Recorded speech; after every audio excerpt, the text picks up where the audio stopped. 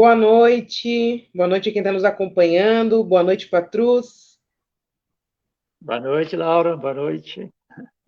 Gente, hoje nós vamos bater um papo aqui super importante, né? Estamos recebendo aqui Patrus Ananias, ex-ministro, atualmente deputado federal pelo PT de Minas Gerais. Né? Nós vamos debater aqui sobre o enfrentamento à pandemia com dignidade e com comida na mesa. Um desafio que nós temos nos colocado muito aqui, de pensar em como auxiliar nesse momento de enfrentamento derradeiro à crise, à pandemia que vivemos, e um tema que ele é central para garantir a segurança alimentar e a dignidade do povo brasileiro, né? E ninguém melhor do que o Patrus para a gente poder conversar um pouco nessa noite sobre isso, né? Vou passar para ti, Patrus, agradecer mais uma vez a gente poder estar conversando aqui. Ok. Eu vou fazer uma intervenção rápida. Acho que eu faço o celular. Eu vou fazer aqui, Laura, uma intervenção rápida, para depois a gente conversar um pouco mais. Eu quero ouvir você também e Claro. também ouvir as pessoas que estão sintonizadas conosco, né?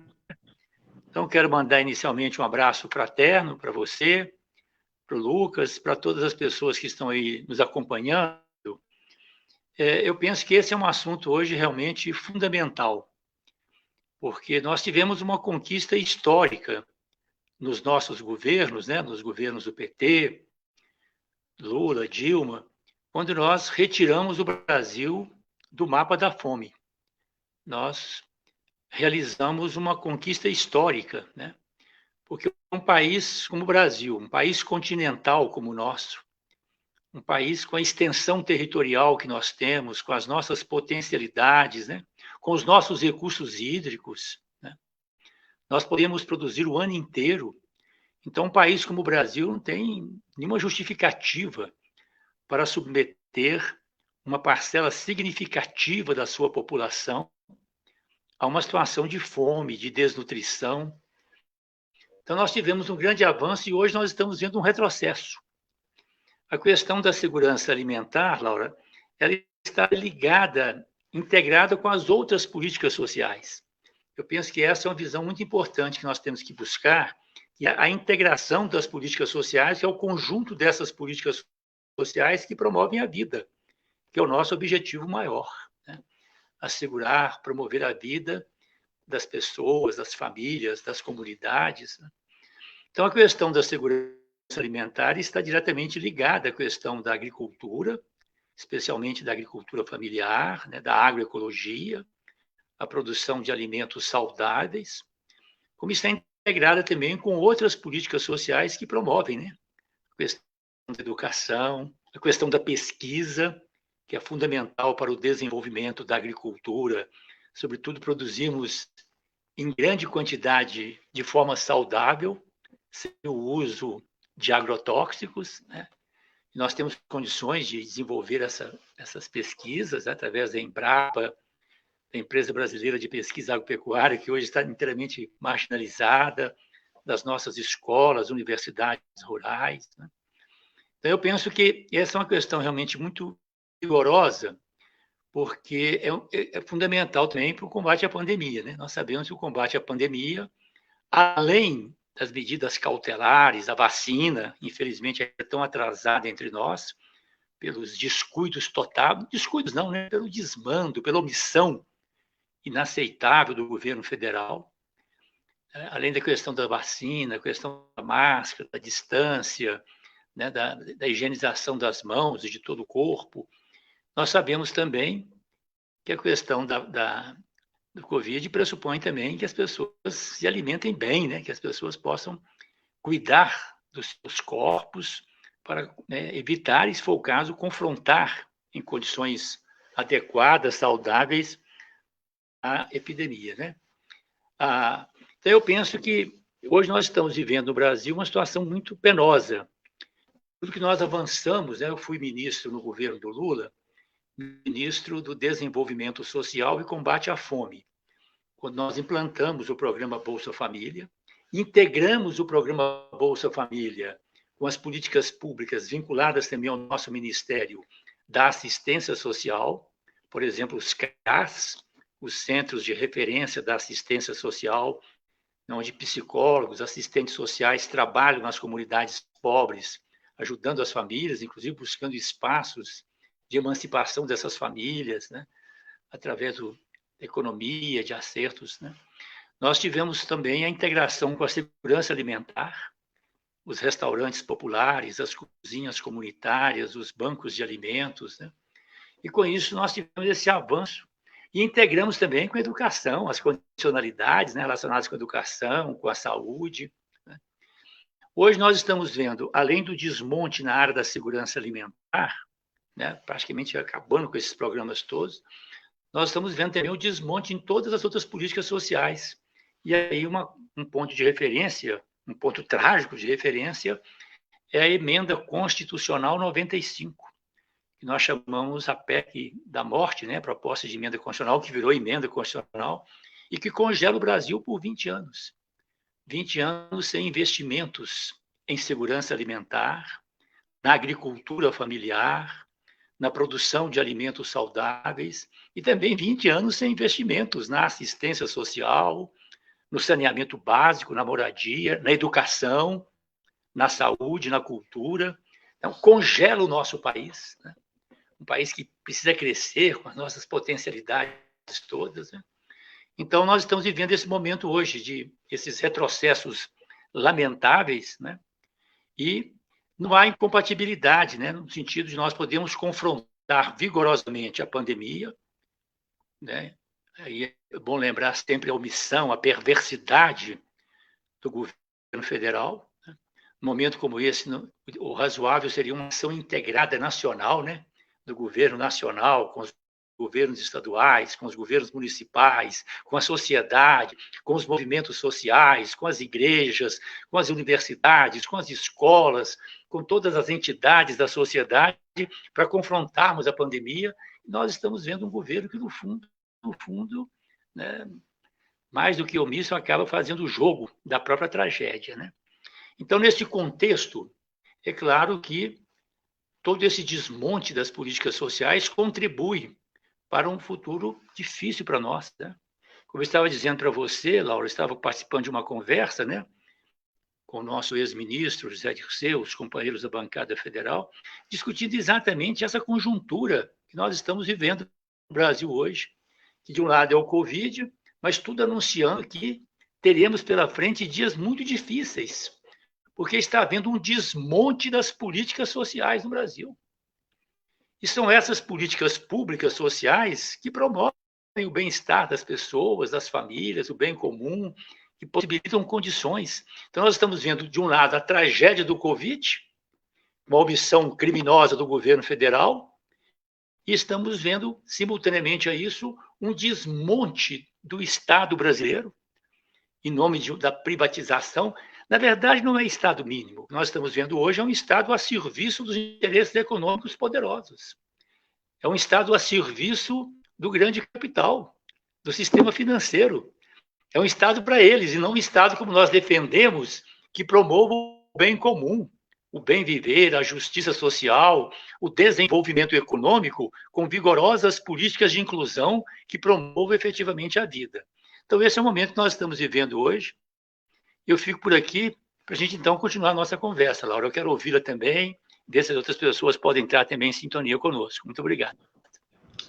Obrigada, Patrus. Tem um pessoal aqui nos acompanhando, já mandando algumas mensagens. Estava a Juliana, da Executiva Estadual do PT aqui do Rio Grande do Sul, a professora Bernadette, vi que tem uma turma mais, ser do MPA, vi que tem uma turma aí nos acompanhando. Eu acho bem interessante essa linha do tempo que tu fazes, Patrus, porque, de fato, os governos populares do presidente Lula, da presidenta Dilma, especialmente os dois primeiros governos, né, eles representaram um giro de um ciclo histórico, né? Fazer com que o Brasil criasse as condições para sair do mapa da fome, né, algo que era fundamental para elevar o status de desenvolvimento humano, social do nosso país, roiu de uma maneira tão breve, frente ao esforço que foi construído para que ele pudesse ser movimentado, que reflete um conjunto de reflexões. E eu acho que quando tu dizes exatamente do Estado a serviço de uma agenda ultraliberal, eu acho que nós temos um ciclo ali que se inicia no final do governo Dilma e que se aprofunda pós-golpe, com a agenda imposta ali pelo governo Temer, onde uns setores do capital deixam de terceirizar, inclusive, a sua intervenção na política e passam a assumir um papel mais protagonista, direto, de gerência sobre o Estado. Né?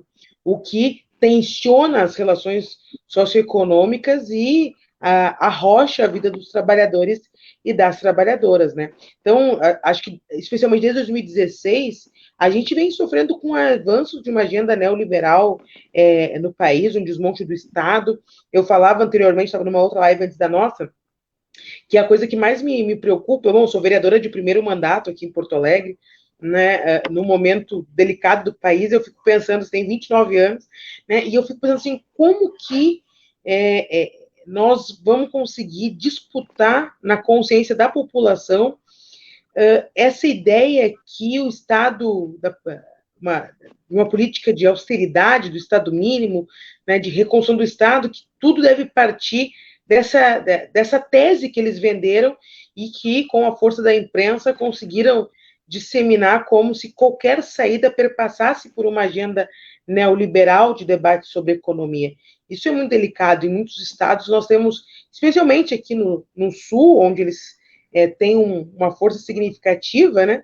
Nós temos uma dificuldade grande de conseguir contrapor a isso, né? Acho que o presidente Lula, no seu discurso no dia 8, né, no dia 9, né?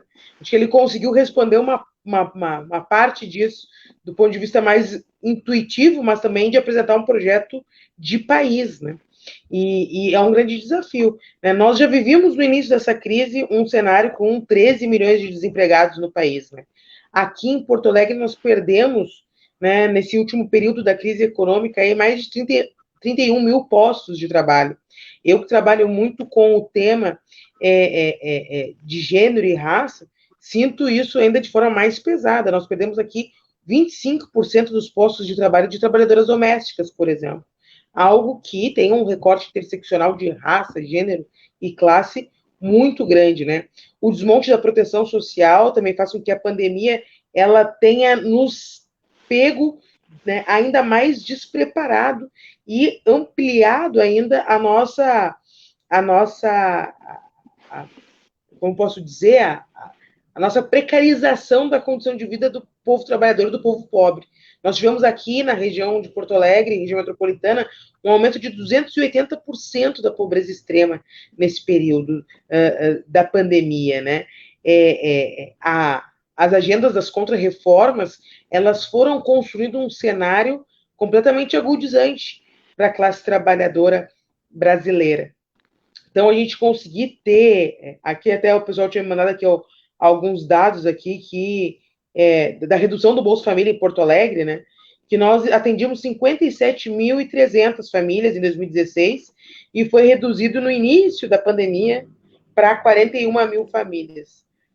Então, assim, também a forma de gestar a crise econômica e sanitária que nós vivemos foi arrochando a vida daqueles mais pobres e que sentiram isso de maneira mais dura, né? Então, eu acho que recapitular esse breve histórico é importante porque realmente a gente pensar na retomada de um ciclo democrático, inclusivo e de desenvolvimento para o Brasil, ele perpassa com nós termos uma agenda muito afiada, né? Que trate da segurança alimentar, que trate da questão da renda, né? Para boa parte para a população, né? Pensar que nesse período o brasileiro diminuiu mais da metade os dias que tem refeições completas no Brasil de uma perversidade. Né? Eu lembro quando eu sou jornalista, eu lembro quando eu estava no final da faculdade, a gente analisando as reportagens da fome no Brasil nos anos 90, e aí esses dias eu liguei, né, um jornal e estava dando uma reportagem da volta da fome no Brasil.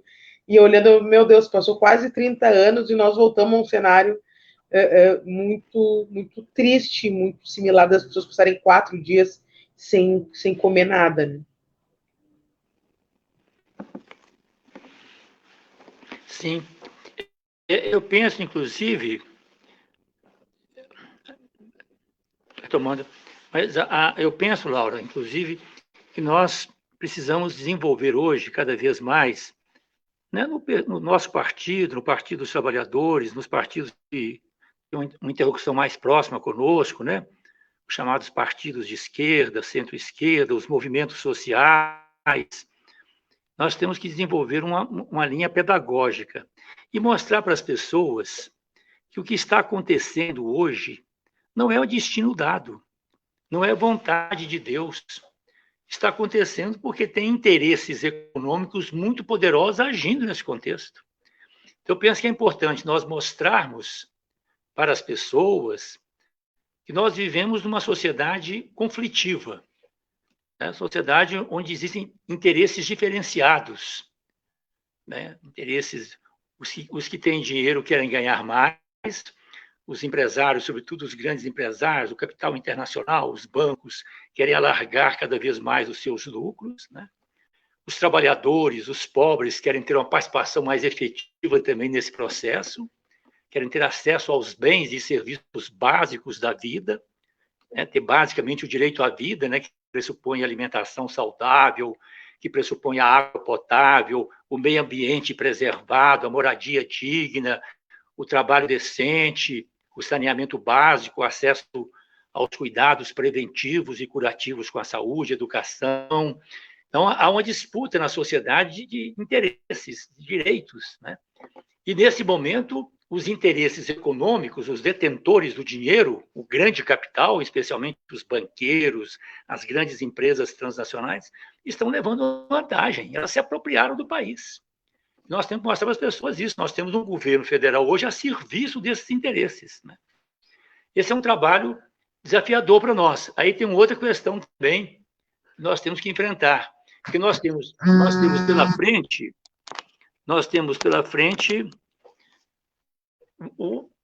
a perversidade do Bolsonaro e daqueles que o cercam, né? O pessoal da violência, né? Nenhum compromisso com a democracia, com os direitos fundamentais, com a dignidade da pessoa humana, né? Não, são herdeiros diretos do que nós vivemos na ditadura, no período da ditadura, né?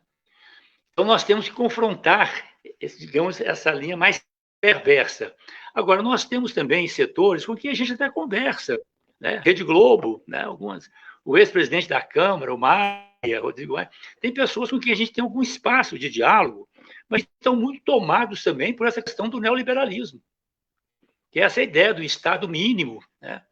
Essa ideia do mercado, essa nova divindade agora que se coloca, o novo bezerro de ouro, que é o Deus mercado, né? Como se o mercado por si só produzisse uma sociedade justa.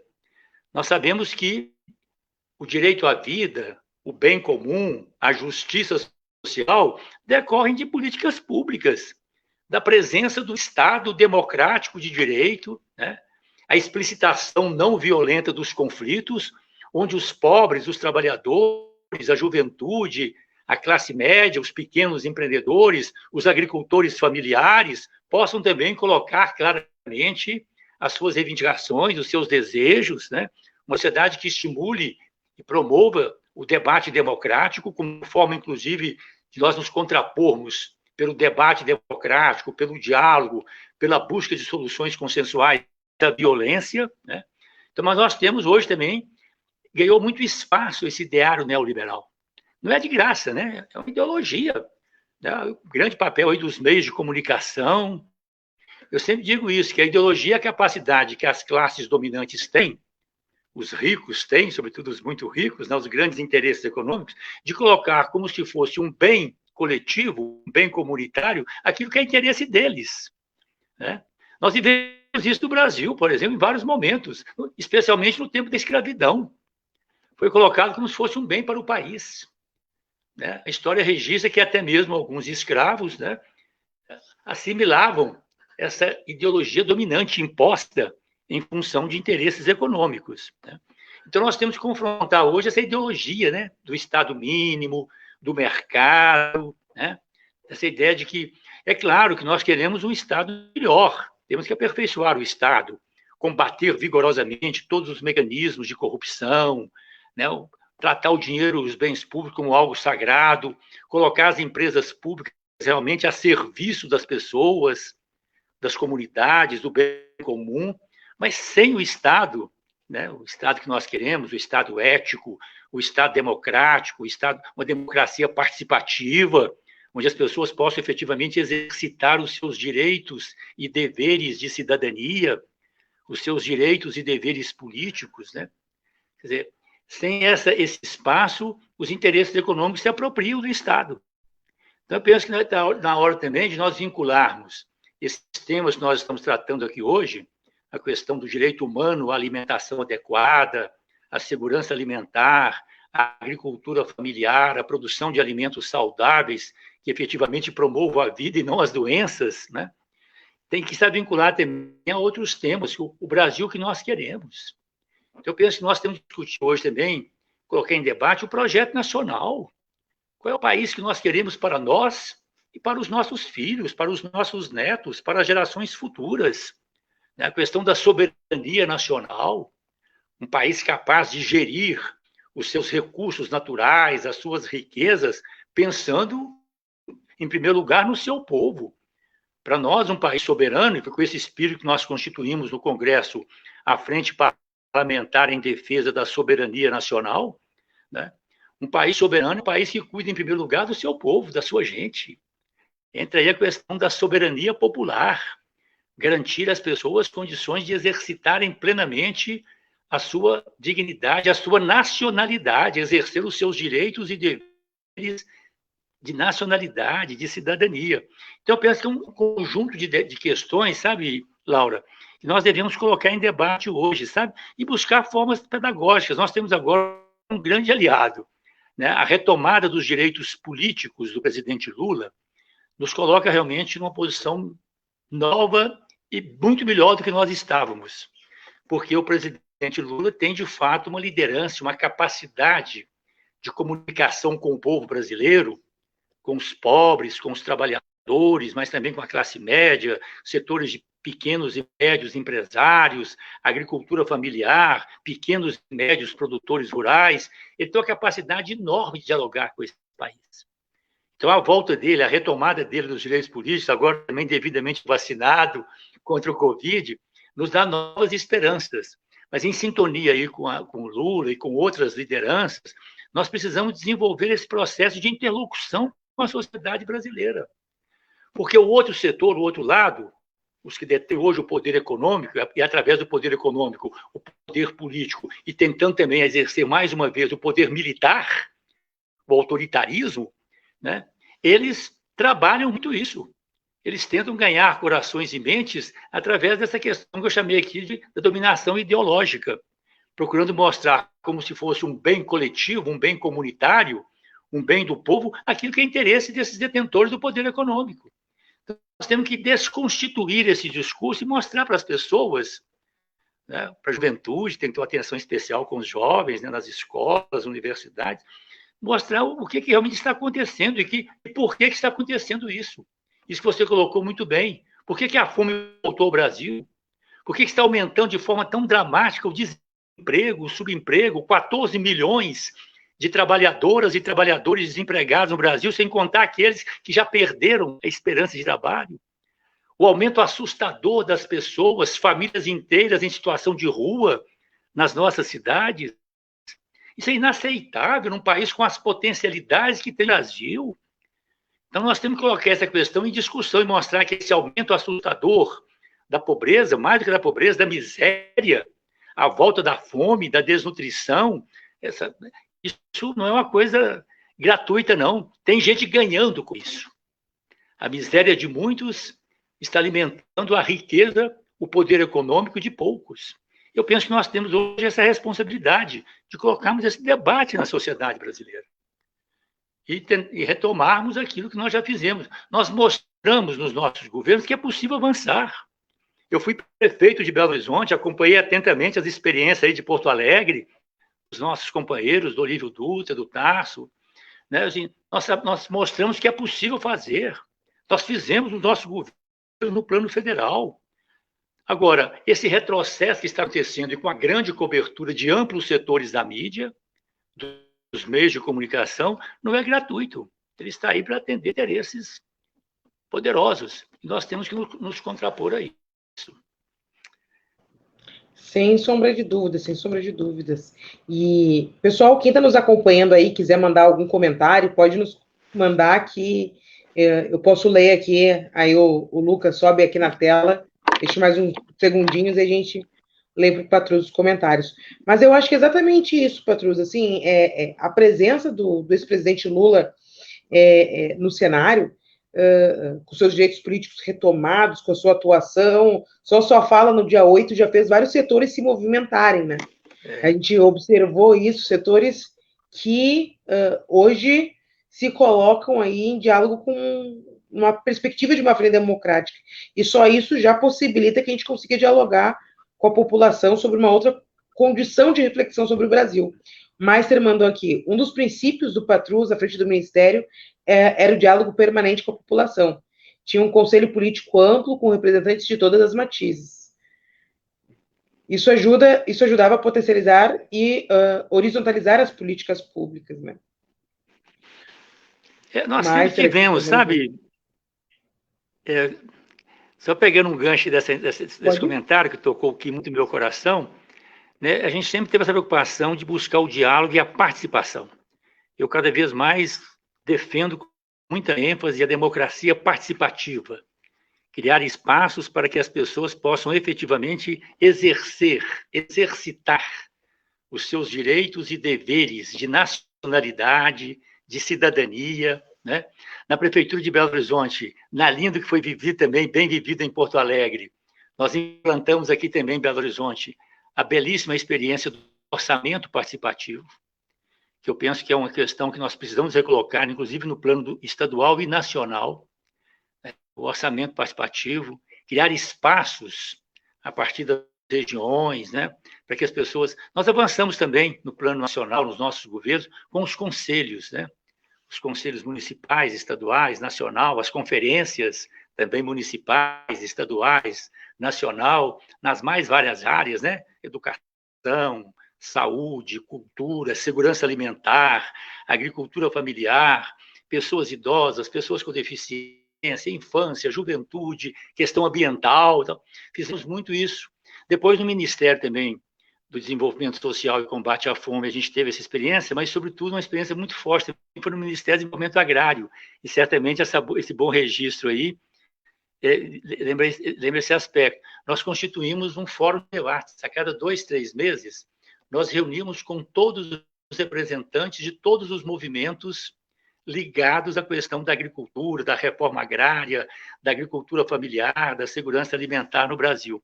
Conversas ótimas, debates assim, muito instigantes e possibilitadores, né? Então, eu penso que nós temos que retomar também isso. Assim, e mesmo hoje, na oposição como nós estamos, buscarmos espaços de participação. É claro que o Covid até mesmo atrapalha, né? Dificulta muito a interlocução com as pessoas, com os movimentos sociais, com as comunidades, né?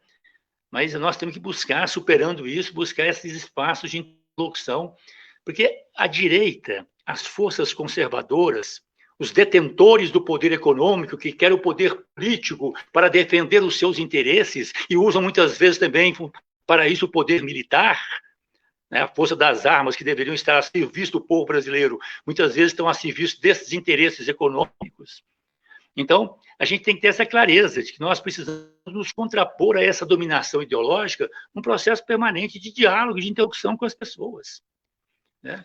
Nós tivemos educadores notáveis no Brasil que trabalharam muito isso, nós temos que recuperá-los. Anísio Teixeira, o Paulo Freire, né?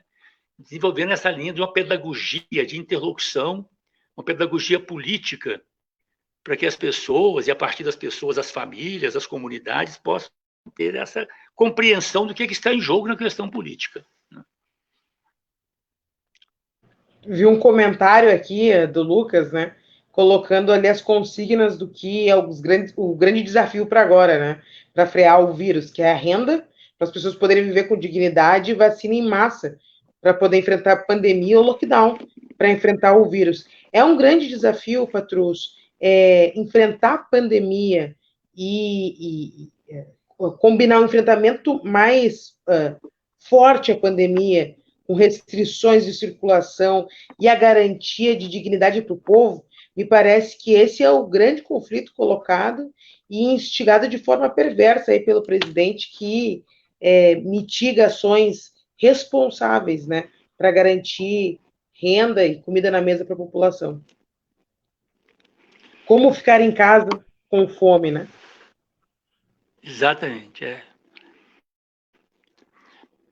Agora, eu penso que nós temos que ter esse trabalho também, sabe, Laura, assim, muito vigoroso, de mostrar para as pessoas isso, né? Nós temos hoje um governo, no plano federal, sobretudo, mas também alguns governos, como o caso aqui de Minas Gerais, alguns governos estaduais e mesmo municipais, não todos, é claro, tem governos estaduais e municipais fazendo um trabalho bonito em vários partidos, né, nesse contraponto ao Covid, mas é importante nós conversarmos com as pessoas e chamar a atenção para, primeiro, a omissão, né? Mais que omissão, né? A indiferença, a provocação, a perversidade do governo federal em face dessa tragédia.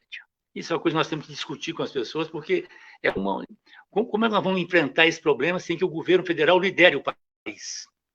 Nós não temos um governo liderando o país hoje, né? Como eu falei, quero reiterar, né? Buscando ações integradas com os estados, com os municípios, com as igrejas, com os movimentos sociais, com as escolas, universidades, né?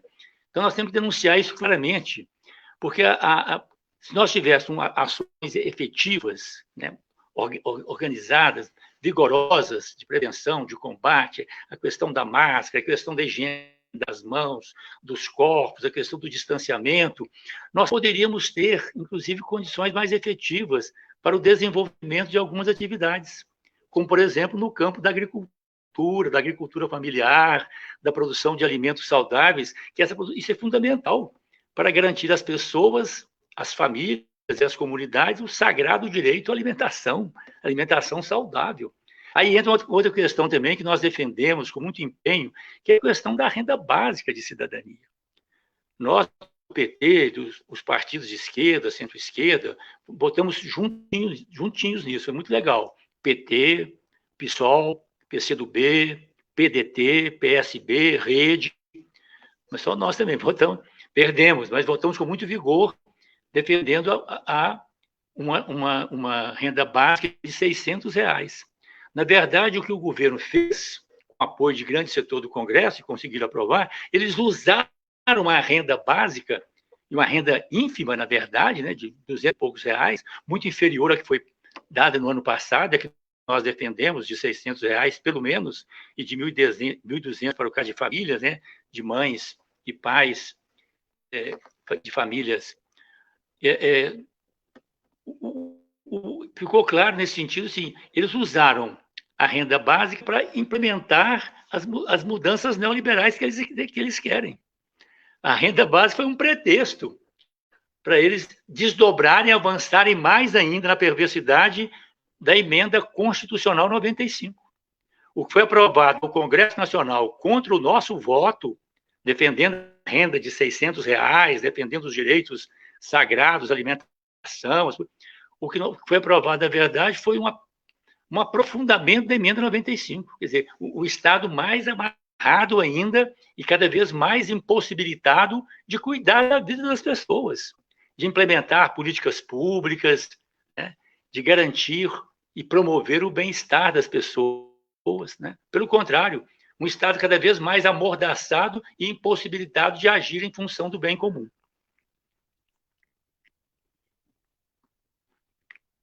Perfeito, né? A aprovação da PEC 186 foi, assim, exatamente escrachado, né? O que significa tu, na verdade, iludir a população que, na verdade, não se ilude com R$250, né? O que tu compra com R$250? Aqui nós temos em Porto Alegre a cesta básica mais cara do Brasil, né? Custa 170. Então, assim... E R$250 é por 4 meses. Exato, por 4 meses. E nós sabemos hoje, sobretudo com as omissões, né, trágicas do governo federal, nós sabemos que, infelizmente, não tem nenhum sinal de que em 4 meses nós tenhamos superado a tragédia do Covid no Brasil. Pelo contrário, né? Sendo realista, pelo contrário. Está aqui a doutora Fátima Ali, mandar um abraço para ela, está aqui falando, excelente debate, ótimo ouvir pessoas que trazem à tona algo que a pandemia tem revelado, em meio à tragédia que nos abate, a falta de solidariedade alicerçado na inexistência de políticas públicas. A Fátima tem estado aí na linha de frente do combate à pandemia aqui em Porto Alegre, vendo bem assim de perto isso, e exatamente esse colapso do sistema de saúde. Caímos dois, voltamos, que nos demonstra o quanto que não será breve esse cenário que nós estamos. Será que eu caí? E, gente? Olá. Oi?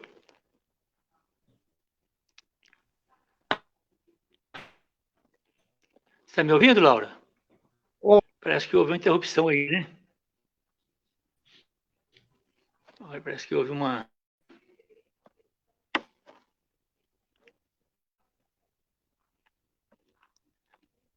Laura, eu perdi o contato com você. Não estou vendo você nem ouvindo. Não sei se você está me ouvindo também. Não sei. A vereadora caiu rapidinho, mas já está voltando o deputado. Ah, tá ok. Obrigado. Pessoal. Agora eu recebi um bom sinal.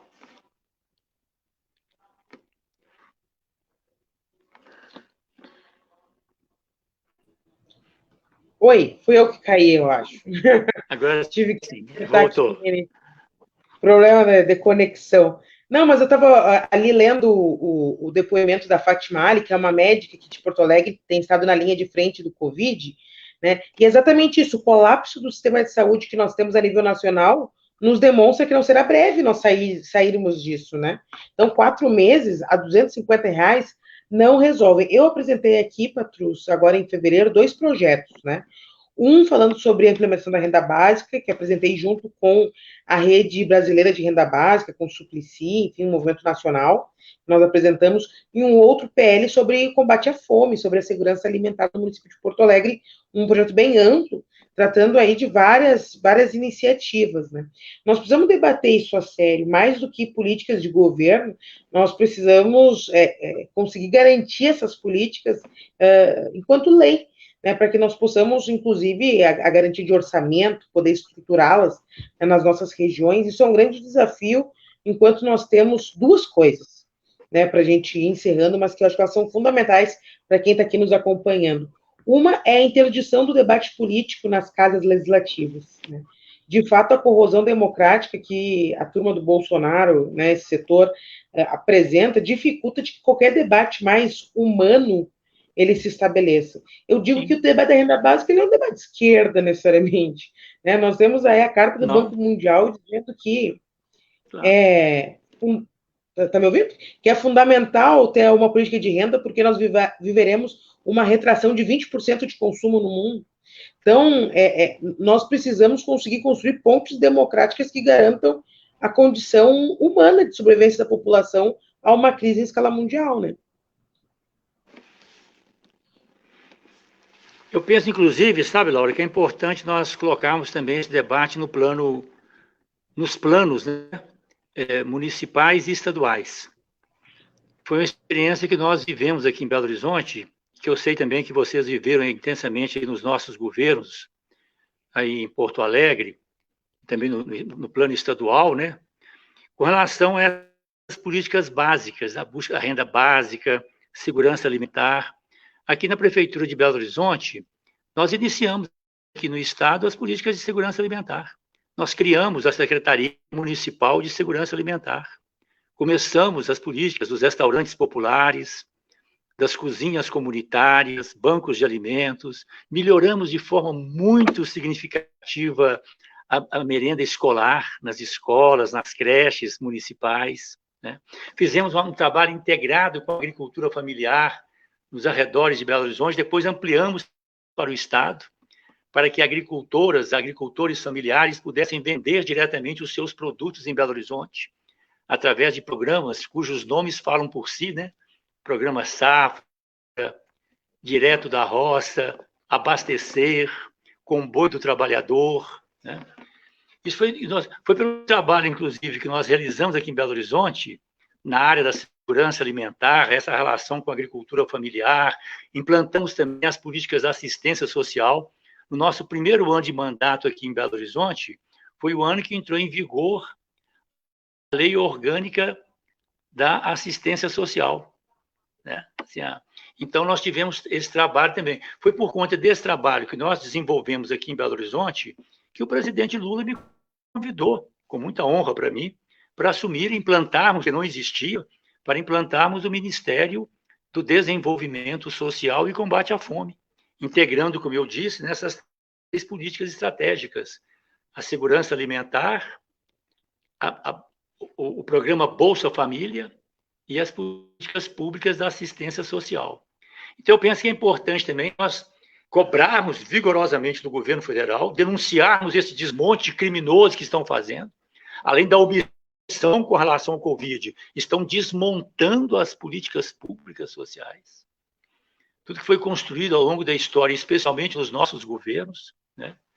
E penso também que é muito importante nós começarmos a discutir, como você está fazendo muito bem no seu mandato, discutimos também no plano municipal, estadual, essa questão da renda básica. Qual a participação que os municípios, que os estados podem ter, sem deixar nunca de cobrar, de pressionar o governo federal, mas também procurando, porque a fome, como dizia o meu conterrâneo de Bocaiúva, aqui no norte de Minas, o Betinho, a fome não pode esperar. Então, diante da fome, né, da miséria, gente que não tem onde morar, pessoas que não têm um cantinho de seu, como dizia a música, né? Um cantinho de seu para poder descansar, né? Diante dessa pobreza avassaladora de pessoas que estão perdendo tudo, não tem comida, não tem moradia, não tem trabalho, né? É fundamental uma ação vigorosa nossa em todos os níveis. Então, é fundamental a cobrança do governo federal, uma ação vigorosa, como estamos fazendo no Congresso Nacional, embora sejamos uma minoria, mas uma minoria que não se entrega. Mas é muito importante também nós verificarmos no plano municipal o trabalho das nossas vereadoras, como você está fazendo, vereadores, deputados estaduais, como governadores, prefeitos, né?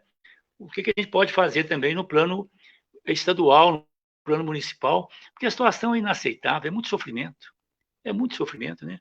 É isso, o Covid de um lado e a pobreza crescendo assustadoramente do outro, com esse desmonte das políticas sociais. Exatamente. Então, nós temos essa tarefa também, e aí é importante, ao mesmo tempo que a gente procura fazer, como você está fazendo tão bem, projetos de lei, iniciativas, eu penso também que quero insistir nesse aspecto. Nós temos que buscar trabalhos também para mostrar às pessoas o que de fato está acontecendo. Porque a cabeça das pessoas, em grande parte, é feita pela mídia, que muitas vezes está a serviço desses interesses econômicos, e não a serviço de um projeto nacional, de um projeto de nação, um país independente, soberano, que tenha como principal prioridade, como principal objetivo, cuidar bem do seu povo, possibilitar que todas as pessoas, famílias, comunidades tenham acesso a esses direitos fundamentais que constituem a dignidade humana. São direitos, inclusive, previstos na nossa Constituição. É um outro trabalho fundamental também, eles estão desmontando a Constituição. A PEC 186 foi uma coisa assombrosa, uma proposta de emenda constitucional que virou emenda constitucional, aprovada em 3 dias, sem nenhum debate com a sociedade brasileira, sem a participação das comissões do Congresso que não estavam funcionando, sem nenhuma comissão especial, aprovado no grito, a toque de caixa. É a Constituição, né, que está sendo alterada e piorada, restringida nas suas grandes conquistas e nos seus direitos fundamentais. Exatamente. Bom, eu queria agradecer imensamente, Patrus, por ter aceitado nosso convite, estar aqui com a gente hoje.